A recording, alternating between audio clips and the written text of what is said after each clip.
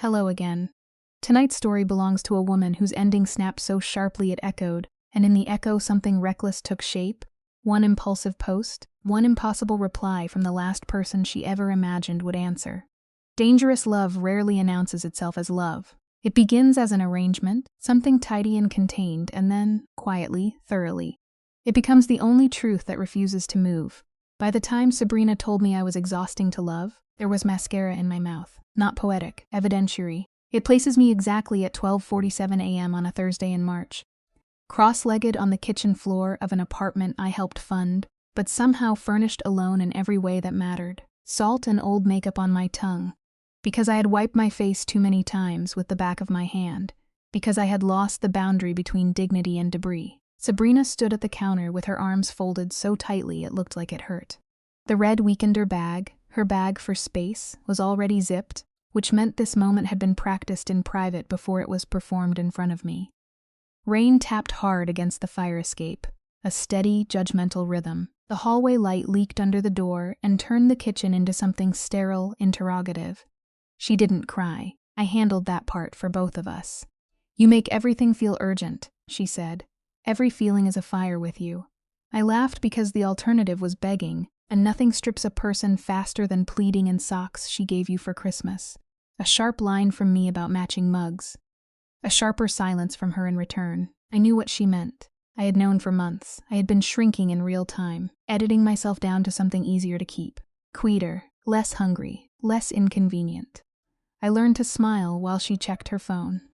To ignore the way her kisses felt like she was already late for somewhere better. To act normal after hearing my laugh. My laugh replayed in someone else's voice memo, lighting up her screen. The breakup had been underway long before she said it aloud. This was just the paperwork.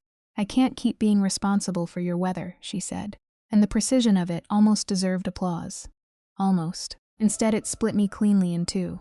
There was still a scrap of absurdity sitting in my clipboard from a campus media description. I'd been editing for coffee money. Something about discounts and links, and a code that didn't belong to this moment at all. Maybe heartbreak alters the chemistry just enough to loosen the wrong things.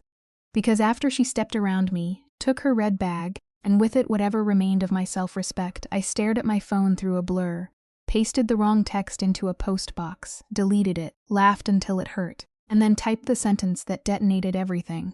"Looking for a wife." A ring emoji, because humiliation likes decoration. Then I posted it to the private alumni board my roommate, once called LinkedIn for lesbians with tote bags, dropped the phone onto the tile, and lay flat on my back like a body in a tragedy no one had budgeted for.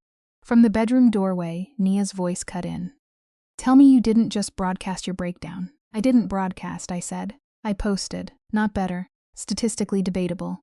She crossed the kitchen, took in the smeared tears, the rain-dark window, the empty hook where Sabrina's keys had lived for 2 years, and lowered herself beside me, with the careful reluctance of someone about to comfort a feral animal. "Scale of 1 to arrest warrant," she said. "How bad, looking for a wife?" She closed her eyes. "I love you enough not to laugh properly. You can," I said. My body already held the funeral. Her shoulder nudged mine. "No one gets to call you too much for having feelings." That woman cried at a pasta commercial. It was mother-daughter. It was noodles. The laugh came out broken this time, but it came. That was Nia's gift. Finding the joke inside a collapse without trivializing the collapse itself. Sitting beside disaster until it felt survivable. Then the phone started vibrating, once, again, relentless. We stared at it like it might detonate. "That," she said slowly, "is either public humiliation arriving at speed or your soulmate with punctuality issues. I hate both." She picked it up, squinted, and then her expression shifted into something usually reserved for pregnancy tests and incoming meteors. 93 comments, 12 messages, 1 proposal involving a goat farm, 3 people asking if this is performance art. My stomach dropped, and her eyes widened. "Oh no, what? Oh no, what?" She turned the screen toward me. The name at the top erased every instruction my body had been following. Dr. Celeste Laurent. For one disbelieving second, I checked the profile photo, as if the city might contain another woman with those exact knife-clean cheekbones, that same dark hair pinned back from a face that made faculty rooms feel underdressed, those grave, precise eyes that once tracked me across a seminar, like I was a language she wasn't supposed to understand but did anyway. There wasn't another. Her message was simple. I'm available to discuss terms if you're serious. A pause. Then a second line.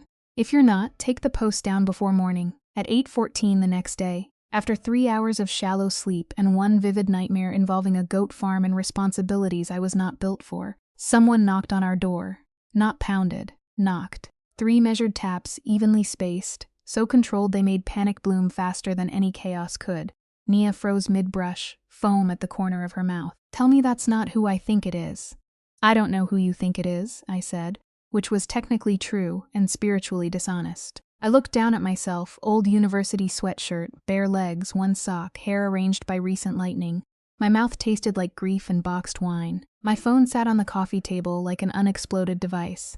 I had deleted the post at 2:03 a.m., but not before sending one reckless reply. Come tomorrow if you're going to say something insane. I meant it as sarcasm. I learned very quickly that Celeste Laurent did not treat words casually. Even when other people did, Nia rinsed, swallowed, and whispered, "If that woman is out there with a syllabus, I'm calling a lawyer." I opened the door. Celeste stood in the hallway with a slim leather folder in one hand and a white paper bag in the other. Rain clung to the shoulders of her charcoal coat. Her hair had loosened at the nape in a way that felt like a private mistake I wasn't supposed to notice. She looked composed, expensive, devastatingly out of place in our flickering hallway. Cold air and black coffee followed her in, clean enough to make the apartment's heartbreak feel loud. "Miss Alvarez," she said. My last name turned into something that hovered between discipline and intimacy. I held the doorframe to keep myself steady. "Professor, formerly."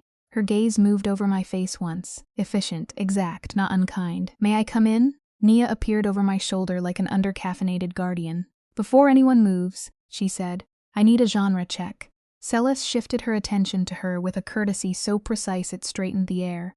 "You must be Miss Brooks. You filed the heating complaint in Barrett Hall last winter. It was well argued." Nia blinked. "That's unsettlingly flattering." A small incline of Celeste's head, then her focus returned to me.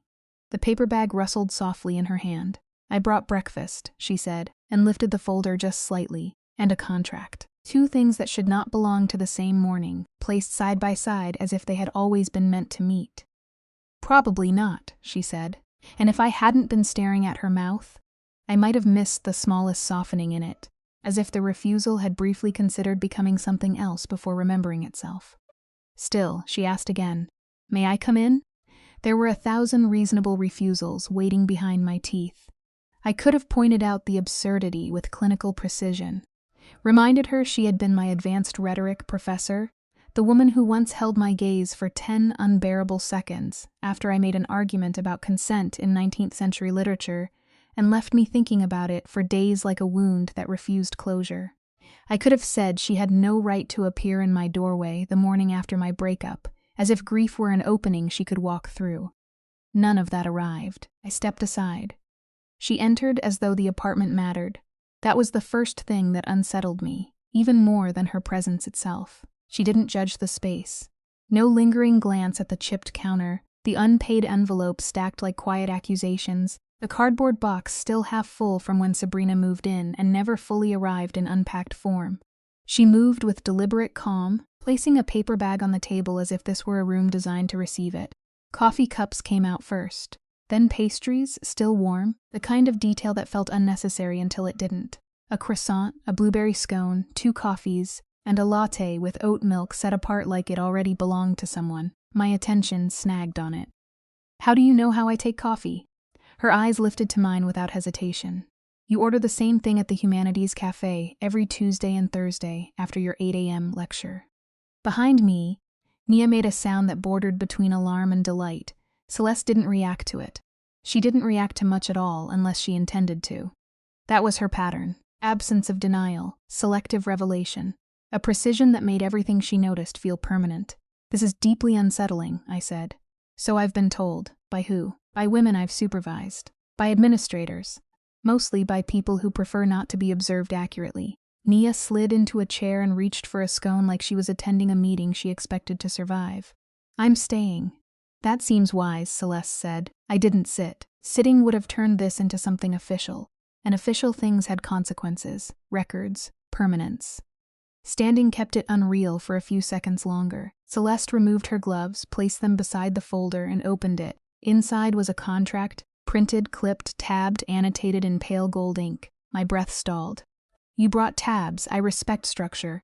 Do you also carry annulment paperwork in your bag, or is that stored elsewhere? A pause. Glove compartment, she said. Nia choked on her coffee. I sat down because my legs stopped being optional. Explain. Celis folded her hands on top of the folder. One thumb bore a faint white scar I had never noticed in class, though I had spent an unreasonable amount of time pretending I wasn't noticing her at all. My grandmother's estate includes a townhouse in Beacon Square and controlling interest in the Delphine Lauron Housing Trust. The name landed differently in a room like this. Everyone on campus knew it in fragments: emergency housing, legal aid, quiet relocations, money that moved like silence through the lives of women who needed it most. Old wealth, older grief. Rules written long before any of us entered the story. When the estate entered final review, she continued, a condition surfaced. To retain permanent control of the trust assets, I must enter a legally recognized marriage before the end of the academic year. Nia stopped eating. That is psychotic. It is inconvenient, Celeste corrected. Inconvenient is a broken printer.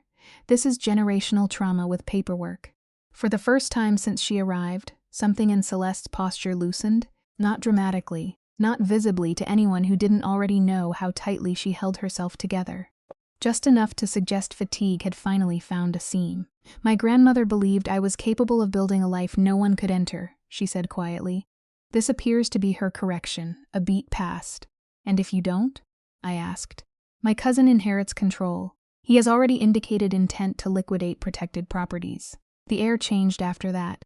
Even the refrigerator sounded too loud. That can't be legal, I said. It is legal enough to be dangerous. She said it without drama. That was worse. Then she added, almost casually, your post appeared shortly after my refusal strategy reached its final stage. Something hysterical rose in my throat, so I publicly embarrassed myself at 1 a.m, and you interpreted that as availability. No, she said. I interpreted it as timing. Silence settled again. Heavier now, Nia broke first. I'm trying to respect whatever academic-adjacent nightmare this is, but what does that actually mean? Celeste looked at me when she answered. It means Miss Alvarez is no longer my student. Her grade was finalized months ago. I have no supervisory authority over her research, funding, or employment. I confirmed compliance with university policy before I came here. You checked policy? I repeated faintly. Before sunrise, Nia muttered, reassuring, terrifying but reassuring. The contract slid forward across the table, stopping just short of my hand. 6 months, Celeste said. Civil marriage, dissolution after probate transfer, full financial transparency, independent counsel provided, separate bedrooms unless renegotiated. Her voice did not change on that last part. That was the moment it stopped feeling theoretical. You would receive housing in the carriage apartment, a stipend equivalent to the emergency grant standard, and full autonomy to exit at any point before filing. I stared at the pages, then at her. Why me? It came out smaller than intended. Nia looked away as if giving the question room to exist without collapsing it. Celeste didn't soften it, didn't decorate it, because you need housing. The word struck cleanly. That's not a reason. That's charity. No. Her voice sharpened, controlled but absolute. Charity does not require consent. This does. The temperature in the room shifted again, subtle but undeniable. I should have focused on the absurdity, the timing, the structure, the fact that my life had not been stable enough for this kind of sentence to enter it without breaking something. Instead, my mind kept returning to something smaller. Celeste Lauron had been noticing me long before this moment, not constantly. That would have been simple. Instead, in intervals that felt intentional only in hindsight. When I argued too sharply and forgot to breathe. When I arrived late with rain still clinging to my sleeves. When I rolled my notes back and exposed ink stains on my wrist from writing too hard on myself instead of paper. Each time, her attention arrived like evidence she was collecting against a conclusion she had not admitted yet. And I had told myself stories to survive it. That I was loud. Or careless. Or merely visible in a way that made teachers look longer without meaning anything by it. Then came office hours. The door already open, sit. 3 questions about my thesis that felt like surgery. 1 question about my method that felt like being seen too clearly. And, at the end, as I gathered my things, her voice lowering just slightly. You don't have to perform competence every time you're afraid. I had gone home and not recovered from that sentence in any conventional sense. So no, I wasn't objective. I was just practiced at pretending I was. This is insane, I said. Yes, she replied. I am aware you were recently discarded. I just got dumped, I corrected. I noticed. How are you noticing all of this? You deleted your post after 57 minutes. You replied to comments with increasing punctuation and then stopped entirely. That pattern is consistent with emotional overwhelm followed by withdrawal. Nia stared at her. That is either the most romantic or the most threatening thing I've ever heard. Both, I said quietly. The contract remained between us like a third presence. Celeste didn't push it closer, didn't withdraw it. Read it, she said. Refuse it if you choose, but read it first. Nia leaned in slightly. Read Clause 7. I had read it, then I looked up, holding the page like it had weight beyond paper. There is no deliberate emotional coercion clause, I said flatly. You can't guarantee that in a marriage contract. Celeste didn't hesitate. I dislike ambiguity. That is not something people can guarantee. No, she said, calm as ever. It is something they attempt. The contract kept unfolding itself in front of me with unsettling precision. Privacy clauses, property separation, disclosure terms, cohabitation rules, written like they belonged to a legal system more controlled than emotion would ever allow. And then a paragraph so strangely formal it made my eyes slow down. Socially reasonable physical proximity at public functions. I read it again, and again. What qualifies as socially reasonable physical proximity, I asked, voice tightening despite myself. Nia, from the side, made a small amused sound. Excellent question, wife. Celeste didn't look away when she answered. Hand at the waist when required for photographs. Holding hands at donor events. Greeting and parting displays consistent with the appearance of marriage. Greeting displays, Nia repeated, solemnly entertained. This is getting ceremonial. A kiss on the cheek, Celeste added. Nia nodded like she was reviewing a syllabus. Devastatingly scandalous. I turned another page too fast. Separate bedrooms unless mutually renegotiated in writing. I read aloud, then stopped. In writing. Celeste took a slow sip of coffee, as if the sentence had no emotional weight at all. Verbal misunderstandings are inefficient. You hear yourself sometimes? The corner of my mouth betrayed me before I could stop it. That was the second thing that made this worse. Under everything controlled and clinical, there was humor. Dry, almost hidden, like something she forgot to censor. Like a blade kept inside velvet, I shut the folder. No. The word didn't shake. It didn't negotiate. It simply existed between us. I held her gaze because looking away first would have felt like surrender I wasn't ready to name. No, I repeated. Absolutely not. This is a terrible idea. You were my professor. You graded my work. Your face alone has caused measurable academic distress in my life. And I am not becoming someone's crisis solution, because my ex decided I was too much and you know where I buy coffee. I stood before I could rethink it. Movement came with it, anger, adrenaline, something bordering panic. I started pacing because stillness felt like collapse. I am not entering a fake marriage because I got dumped and you have tabs in your folder. I don't care how many legal clauses you've color-coded. I am not a contingency plan. Something shifted across Celeste's face. It wasn't anger, it was smaller, faster, almost invisible, like impact before sound. Understood, she said. Nia stopped chewing. Okay, she said slowly. I'm trying to respect academic professor boundary law. Whatever, but what does that actually mean? Celeste answered without looking at her. It means Miss Alvarez is no longer my student. Her final grade was submitted in December. I have no supervisory authority over her work, funding, or housing. I reviewed institutional policy before arriving. I blinked. Before arriving, before sunrise. Nia muttered, that is either horrifying or incredibly responsible. I am not administration, Celeste added. You have administrative energy, Nia replied immediately. Celeste ignored her and looked back at me. The arrangement is civil marriage of limited duration, 6 months.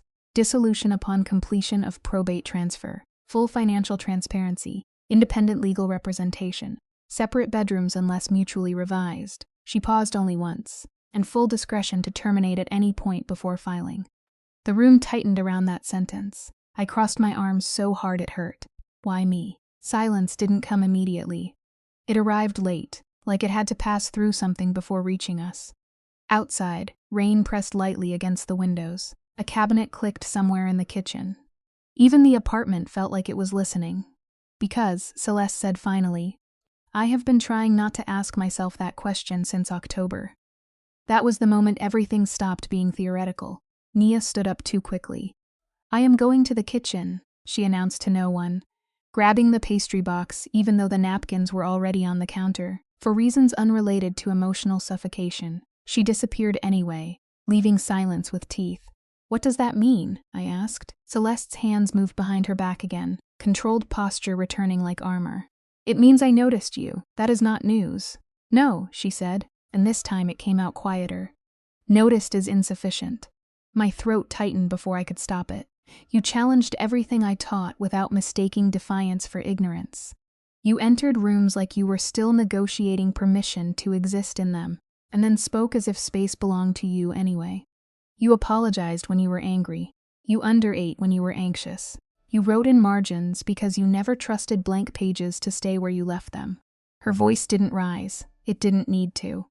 You looked at people as though they could be saved if they stayed still long enough to be understood correctly. I forgot how standing worked for a second. Celeste inhaled once, controlled. So when you ask why you, the honest answer is that you were the only person I could not stop noticing. And I waited until I could say it without turning it into something careless. The air in the room felt too full for its size. You can't just say things like that over breakfast, I whispered. A flicker moved across her expression again, something close to regret. I am learning that, she said. I looked away first. That mattered more than it should have. Because my body had already betrayed me in quieter ways. Heat, tension, the unbearable awareness of being seen too precisely. And I had said no not, because it was unethical. Celeste was almost painfully careful about ethics. I said no because being understood like that felt like danger dressed as clarity. I still can't, I said. Her head dipped slightly, then don't. A pause. You are making this worse by being calm. I am not calm. That was the first crack, not in me. In her, a small shift in her hand where it rested near her wrist. Fingers flexing once, like she was stopping herself from doing something she had already decided not to do. Reaching, adjusting. Staying still, something that looked too controlled to be casual. I need you to leave, I said softer now. Celeste nodded immediately. Of course. She closed the folder with deliberate care, collected her gloves, and moved toward the door without hesitation. At the threshold she stopped, not looking back yet. The independent counsel contact is on the first page, she said. If your answer changes, contact her, not me. The word cleaner entered the space after her like something sharp had been left behind. Cleaner, I echoed, barely audible. She turned slightly then, and for a fraction of a second, the discipline on her face looked exhausted. For whatever it is worth, she said, quieter now, I am sorry about the manner of your heartbreak. Not the heartbreak itself, the way it happened. As if she understood there were layers of damage that only showed up after the main impact. Then she left. The door closed without force. Silence stayed behind for 10 seconds, complete and strange. Nia came back in slowly, still holding the pastry box. I know you said no, she said, but I need to confess something. What? If she looked at me like that and offered housing, I would fold instantly. I dropped into my chair because my body had finally given up pretending it was in control. I hate you. No, you don't. She sat across from me, softer now. Real question. How bad is it here? That was the kind of question that didn't care about emotion. It cared about survival. The lease wasn't ours. It never really had been. Sabrina's cousin controlled it. After the breakup, the warnings had stopped being subtle. I had weeks, maybe less, before I lost the place entirely. My job hours had already been reduced. My savings barely existed. My options were thin enough to see through. I can manage a few weeks, I said quietly. Maybe a month if I stop pretending vegetables are necessary. Nia winced. And Barrett housing waitlist, she added. I didn't answer, because that part hurt more than the contract ever had. I did read it. Then I looked up. But there's no deliberate emotional coercion clause in a marriage contract. I dislike ambiguity, she said. That's not something you can guarantee. No, Celeste replied evenly. It is something people attempt. The contract kept unfolding itself under my eyes like it believed structure could tame intention. Privacy provisions, property separation, disclosure requirements, cohabitation terms written with the kind of precision that made emotion feel like an administrative error. Then a line that stopped me longer than it should have. Socially reasonable physical proximity at public functions. I read it again, slower. What counts as socially reasonable physical proximity? I asked, from the side. Nia let out a short, incredulous sound. Excellent question, wife. Celeste didn't look at her. Hand at the waist when required for photographs. Holding hands at donor events. Greeting and parting displays consistent with the appearance of marriage. Greeting displays, Nia repeated like she was grading it. This is getting ceremonial. A kiss on the cheek, Celeste added. On the cheek, Nia said solemnly. Tragic. I flipped another page too fast. Separate bedrooms unless mutually renegotiated in writing. In writing. Celeste lifted her coffee and drank as if nothing in the room had shifted shape. Verbal misunderstandings are inefficient. You hear yourself sometimes. The faintest change touched her expression, not quite a smile, but something that behaved like one in hiding. That was the second problem. Beneath all the control, there was humor so restrained it felt accidental, like discovering something sharp wrapped in cloth. I closed the folder. No, the word landed clean, solid, final. I kept eye contact because breaking it first would have felt like collapse. No, I repeated, absolutely not. This is a terrible idea. You were my professor. You graded my work. Your presence in my academic life already qualifies as emotional disturbance. I am not becoming a solution to someone else's legal architecture because I had a public breakdown at 1 a.m. I stood. Movement came too quickly after that. Anger, adrenaline, humiliation, all trying to occupy the same body. I am not a contingency arrangement because my ex left and you happen to know my coffee order. Something changed across Celeste's face, not anger. Something quieter, faster, almost gone before it fully appeared. Understood, she said. Nia stopped chewing. Okay, she said slowly, trying to be respectful of whatever academic-adjacent catastrophe this is, but what does that actually mean? Celeste answered without looking away from me.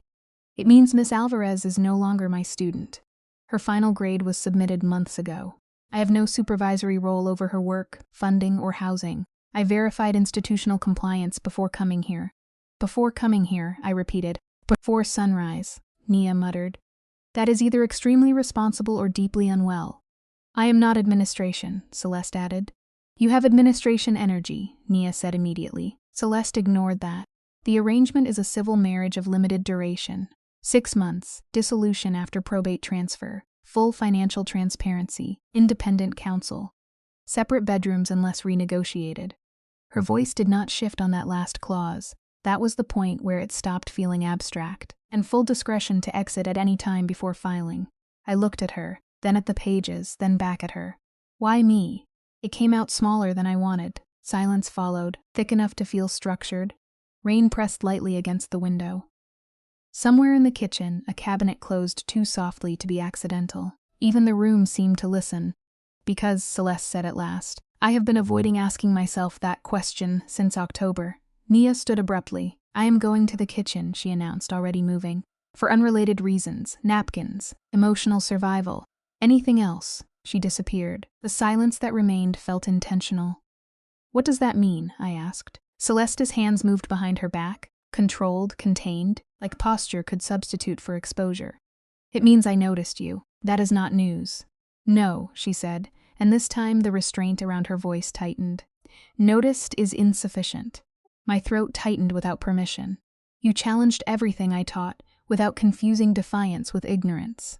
You entered rooms as if permission to exist in them was still negotiable, then spoke as though space had already accepted you. You apologized when you were angry. You underate when you were anxious. You wrote in margins because blank pages felt unsafe. Her gaze didn't move. And you looked at people like they might survive themselves if someone held them still long enough to be understood correctly. My body forgot stillness for a second. Celeste exhaled once.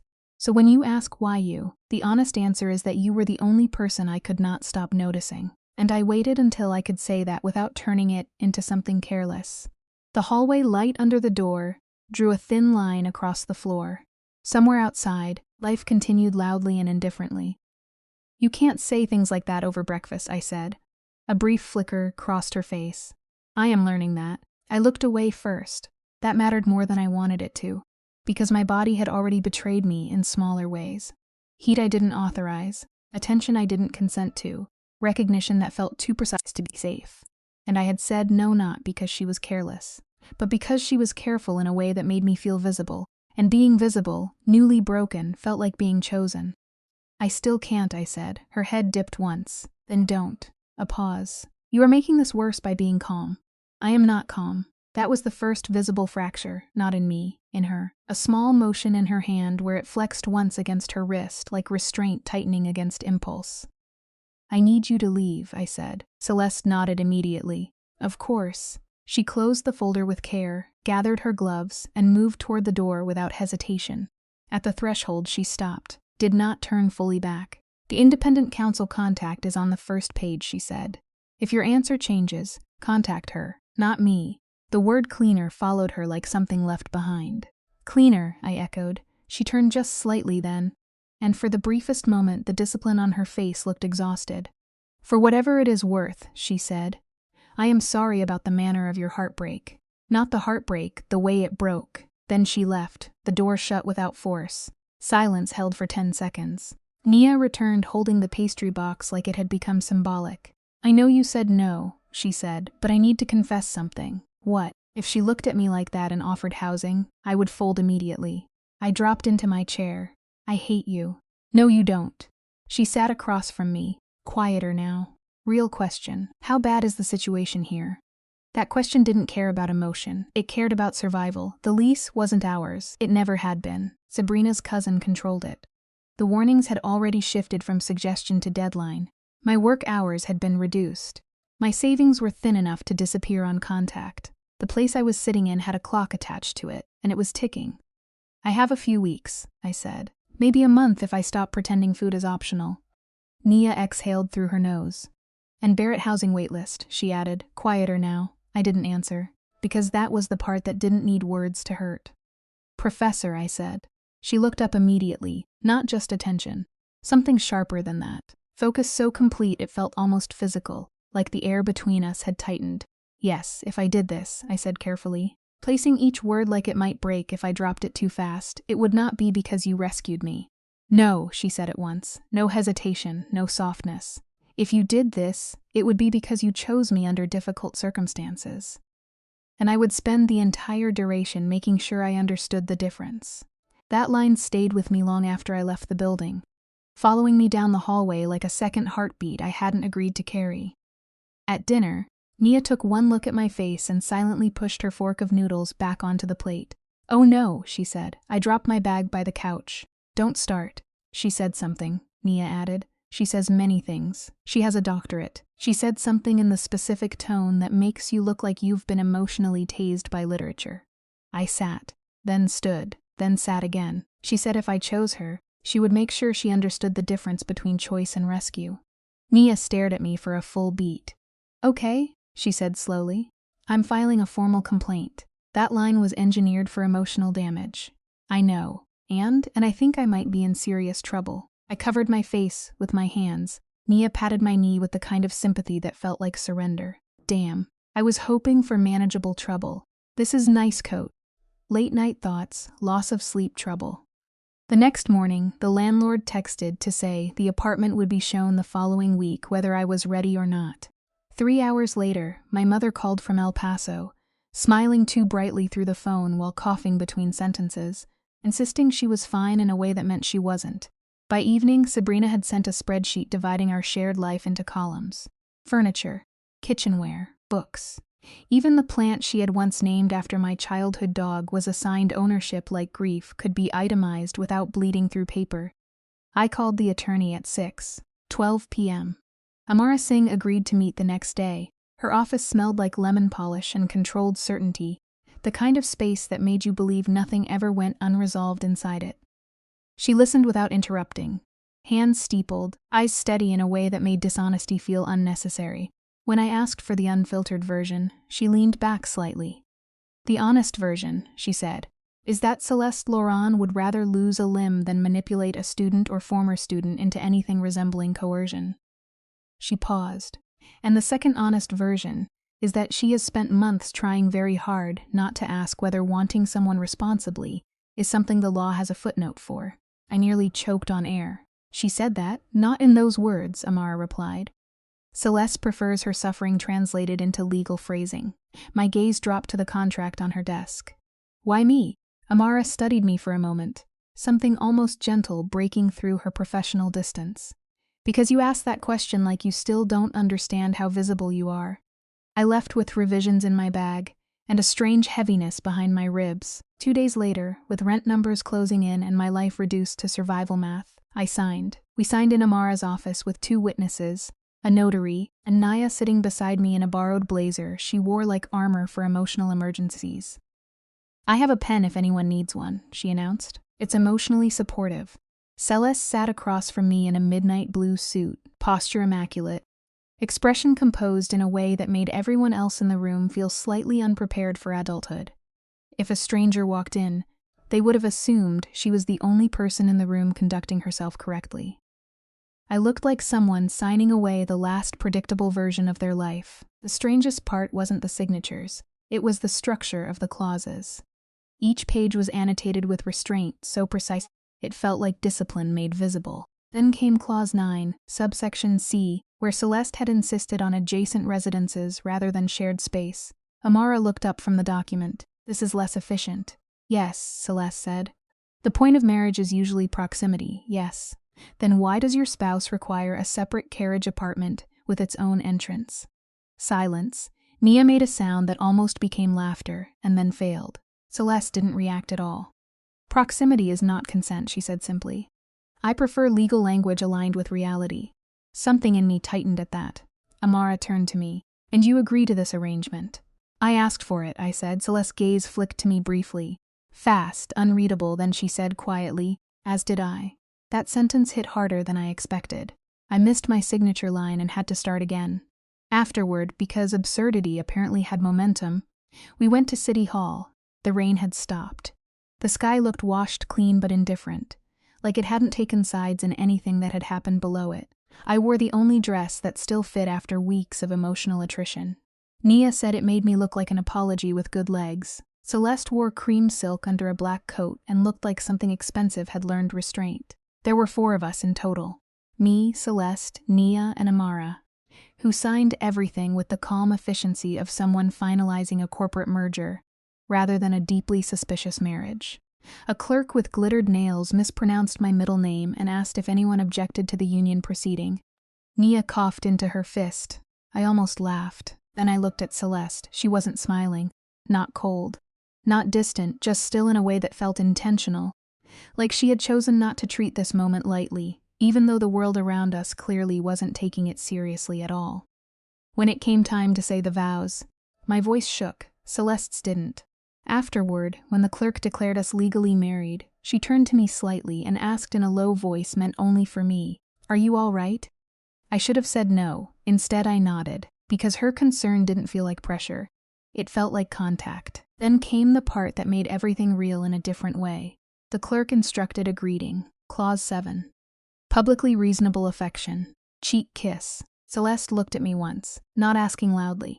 Not assuming, just a small, careful pause that left space for refusal even here, even now. I stepped closer. "Cheek?" I said quietly.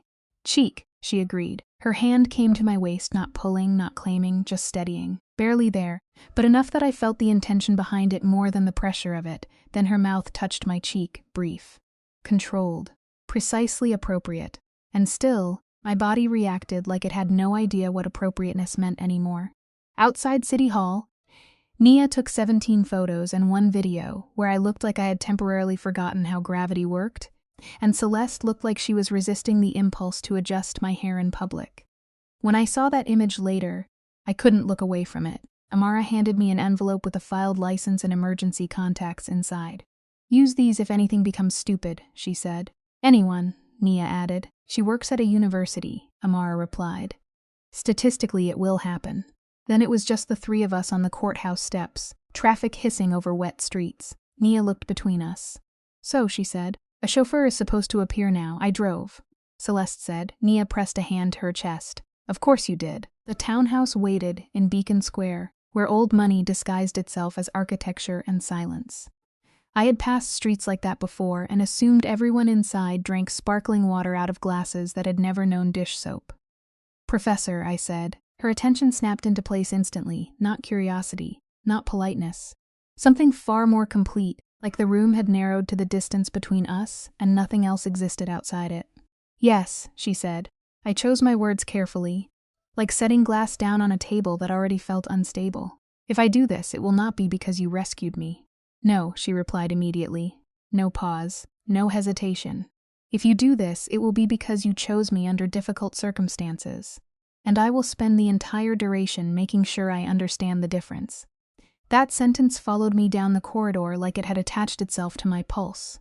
At dinner, Nia looked at my face and silently slid her fork of noodles back onto her plate. "Oh no," she said. I dropped my bag by the couch. "Don't start." She said something. She always says something. She has a doctorate. She said something in the exact tone that makes a person feel like they've been emotionally interrogated by literature. I sat, then stood, then sat again. She said if I chose her, she would make sure she understood the difference between choice and rescue. Nia stared at me for a long moment. "I'm filing a complaint," she said. That line was targeted emotional violence. "I know, and I think I might be in serious trouble." I covered my face. Nia patted my knee with gentle devastation. "I was hoping for manageable trouble. This is expensive coats and insomnia trouble." The next morning, the landlord sent a message stating the apartment would be shown the following week, regardless of my readiness. 3 hours later, my mother called from El Paso, insisting she was fine while coughing lightly between sentences. By evening, Sabrina had sent a spreadsheet dividing our shared life into columns, as if grief could be itemized without consequence. I signed the contract 2 days later. We signed it in Amara Singh's office, under fluorescent calm, with 2 witnesses, a notary, and Nia sitting beside me in a borrowed blazer she wore like legal armor. "I brought a pen," she announced. "It's emotionally supportive." Celeste sat across from me in a midnight suit, composed in a way that made everyone else feel slightly underprepared for reality.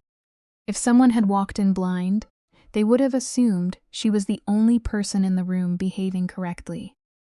I looked like someone stepping into something they didn't yet have language for. The strangest part wasn't the signatures, it was the structure beneath them: clauses, addendums, carefully annotated restraint, and Clause 9 subsection C, where she had replaced shared residence with adjacent living spaces under the same property title.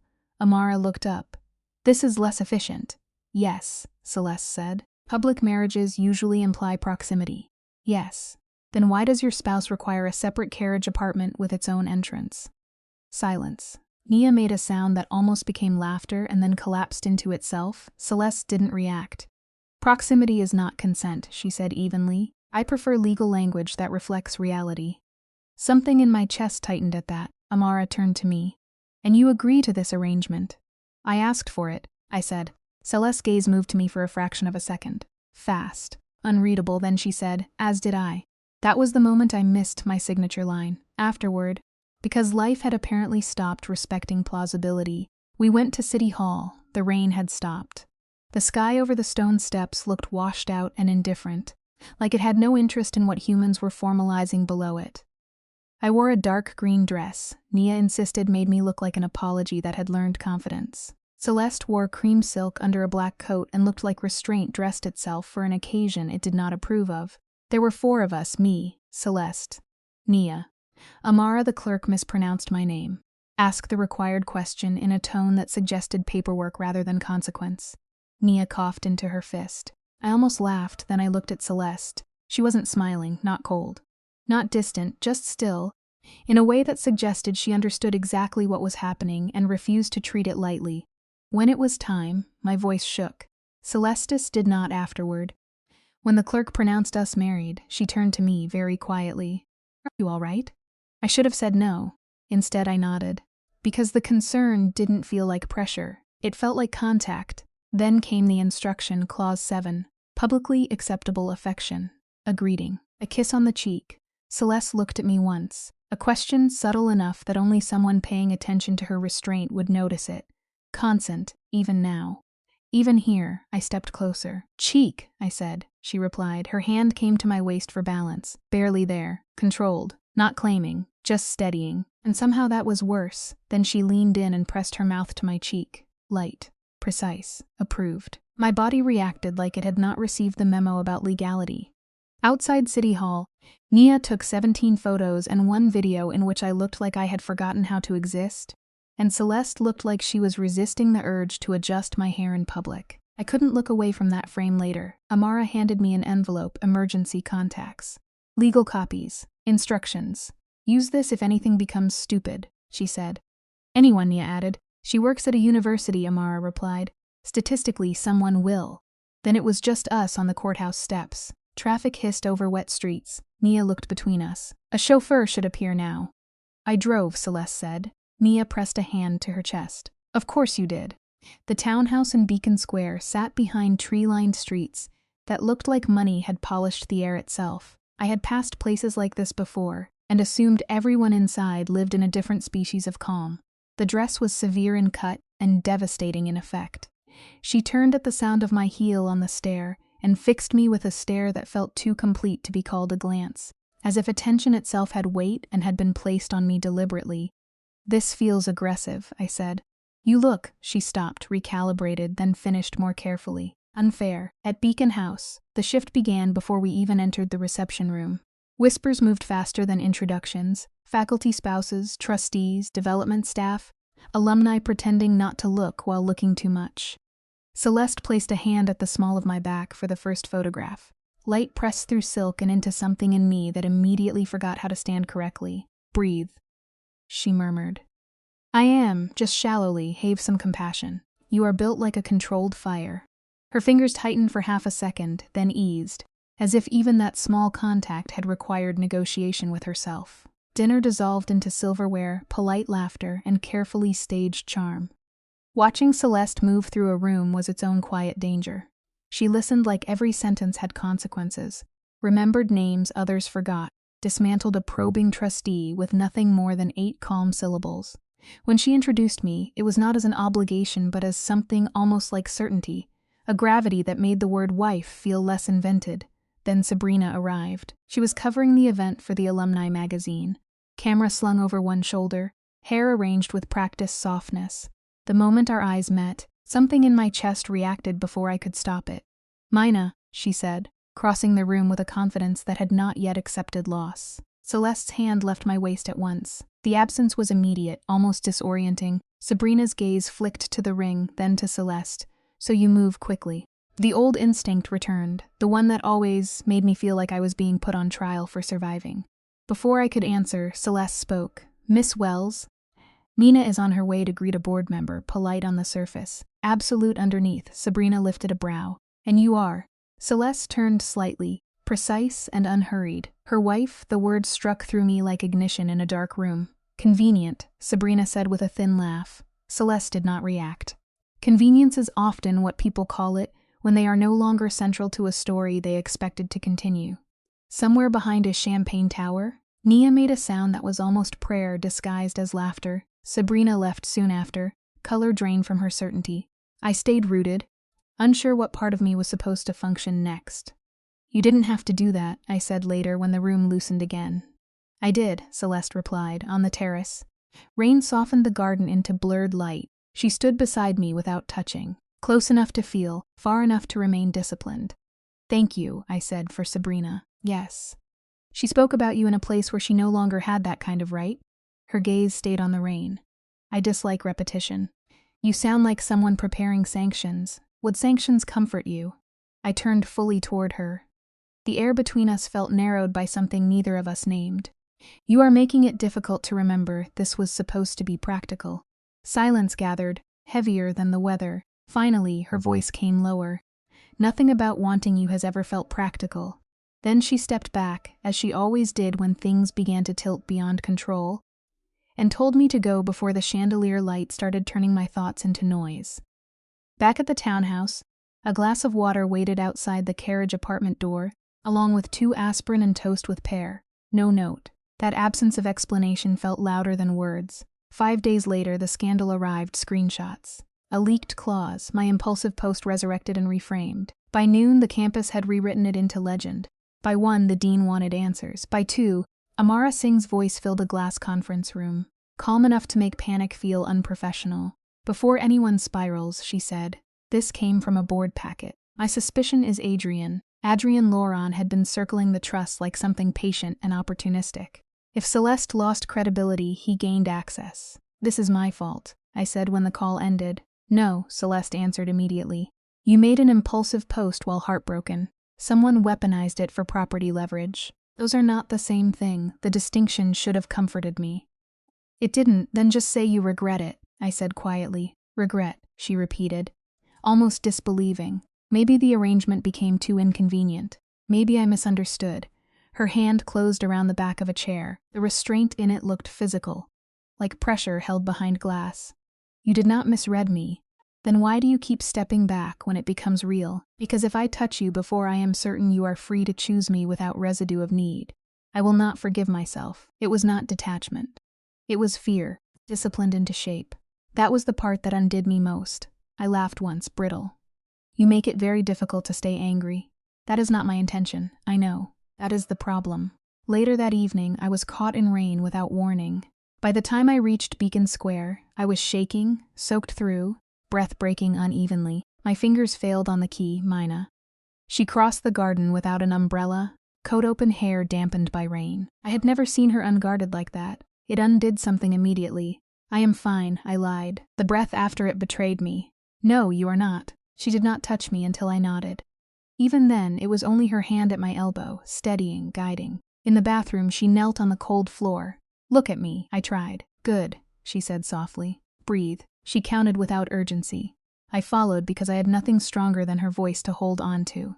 Rain hammered the window. Water darkened her blouse. She did not move away from discomfort, as if my panic mattered more than her body's refusal to be inconvenienced. Can I take your coat? Yes. Your sweater? Yes. Her fingers moved carefully, deliberate enough that nothing about it felt careless. Even when they brushed my waist by accident, she stopped, as if apologizing had already become instinct. No one has ever taken care of me like it mattered, I said before thinking. Her hands paused in my hair. That is because they were not paying attention properly, she said quietly. The words landed too precisely. I closed my eyes for a moment. You once asked why I looked at you so much, she said. My pulse tightened. Because looking away required effort, she continued. I have been trying to want you responsibly for so long it has felt like grief. Something in the room shifted into a different temperature entirely. You keep saying you want me free, I whispered. I am not here because I need you, she said. Not the apartment, not the arrangement, not anything that would make this easier to excuse. Her gaze held mine, steady and unguarded in a way she rarely allowed herself. I am here because when I leave aspirin and toast outside your door, I cannot think for an hour. I'm here because you notice when I skip breakfast and when my syntax shifts under hunger.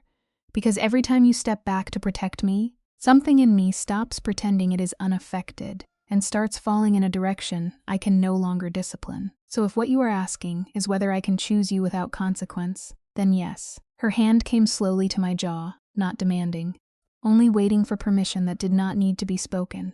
A pause held between us like a held breath. Yes, the kiss did not arrive like loss of control. It came like release. Not reckless, not consuming, but the quiet collapse of restraint that had been held too long in opposite directions. Warmth met warmth carefully at first, as if both of us were still negotiating permission with instinct. Then something inside that restraint finally gave way, not violently, but with a kind of inevitability that made my entire body lean toward her, as though it had always known where to go. When she pulled back, it was only enough to rest her forehead against mine, as if even distance measured in millimeters required recovery. I let out a shaky breath that turned into something like a laugh. That, Celeste said, still unsteady, is one interpretation. You kissed me like a constitutional amendment. A breath of laughter broke from her, disbelieving and unguarded, and somehow that did more damage than the kiss itself. We did not sleep together that night. That mattered, not as restraint but as choice. She helped me into bed only when I asked, smoothing the blankets with hands steadier than my own, then stayed in the chair by the window because I refused to let her leave. You are not staying there all night, I murmured. I am monitoring your breathing. That is absurdly intimate. Yes, when I woke at dawn, the chair was empty. In its place on the tray table there was coffee, scrambled eggs, strawberries, toast, and a folded note in precise handwriting. For the avoidance of doubt, last night was not pity. Eat before reading the enclosed press strategy. It should have felt absurd. After contracts and humiliation and public collapse, it did not. It felt like truth delivered in the only form she trusted to be safe. At 10, I went downstairs and found her in the kitchen, sleeves rolled, hair braided, as if nothing about the night had changed the structure of her discipline. "I am coming to the board meeting," I said. "You do not have to." "I know. A step closer. That is why I am." The meeting room carried the weight of inherited authority, portraits of women whose seriousness had long outlived them, and one living embodiment of inherited arrogance, seated at the far end like entitlement, had learned posture. Adrienne Laurent looked composed in the way people look when they believe history owes them continuity. The dean looked tired in a familiar institutional way. Amara looked almost pleased, the way lawyers do when truth becomes strategically useful. Celeste began with facts, each one placed cleanly, no supervisory relationship. Coursework completed prior to any legal arrangement. Independent counsel secured. No misuse of trust assets. Each sentence cut without ornament. Then I spoke. My voice broke at first, then steadied into something less apologetic. No one coerced me. Adults are allowed to make complicated decisions without those decisions being reclassified as corruption. This contract exists because institutions trust paperwork more than women. And if that makes anyone uncomfortable, it should. Adrienne attempted to wrap greed in concern. I named it directly. Not loudly, but cleanly enough that it could not pretend to be anything else. Nia later called that moment professionally devastating in the best possible way. But the shift came from something quieter. Celeste turned toward the board. The marriage may have begun as strategy. My feelings did not. The room did not interrupt that silence. It did not dare.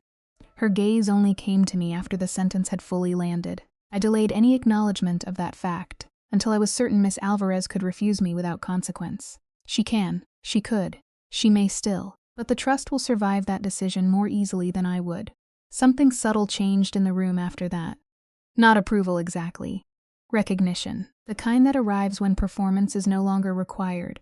Adrienne lost, procedural language replaced hostility. Oversight replaced suspicion. The dean retreated into institutional phrasing that sounded like relief wearing bureaucracy as disguise. Outside, sunlight filled the corridor with an almost artificial clarity. We stood there alone for a moment as footsteps faded away. "Well," I said, "that was unbearable. Appalling." She agreed, a laugh escaped me. So was hers, softer. Neither of us moved immediately. "This is the part," I said, "where someone becomes emotionally articulate." "Very well," she replied. "Then I will attempt it." Her voice lowered but did not lose precision. "I do not want this to remain temporary in the ways that matter. I want to be your wife without clauses that pretend distance is safety. I want to argue with you over books for as long as time allows. I want to stop treating affection as something that must be justified." My expression broke before I could stop it. "That is unfair. It is accurate." I stepped into her space first, needing something to hold on to that was not language. "I do not want rescue," I said, unsteady but honest. "I want you, your attention, your unbearable precision. The way you always ask before you touch me. The way you make silence feel occupied instead of empty." Her face changed then, not softening, but opening. She kissed me in the bright corridor as if deciding, finally, that discipline and honesty were not opposites that had to survive separately. Weeks later, when gossip had burned itself out, and my mother had settled into cautious approval shaped like confusion, when Nia had begun referring to the house as elite lesbian governance with unsettling pride, we revised the contract into something almost unrecognizable from its origin. But we kept the first version. It stayed in a drawer with its clauses and safeguards and careful fear of what love might do if left unnamed. Not because it was still necessary, because it remembered the language we started in, when tenderness had not yet learned how to speak without disguise. Now there are mornings when she brings coffee without consulting any schedule at all, when her hand rests on my knee without checking for permission that has already been granted in every way that matters. And sometimes, very briefly, I remember the version of us that thought everything had to be negotiated before it could be felt. Then she looks at me as if she has never once had to choose between control and truth. And I understand that she never really did.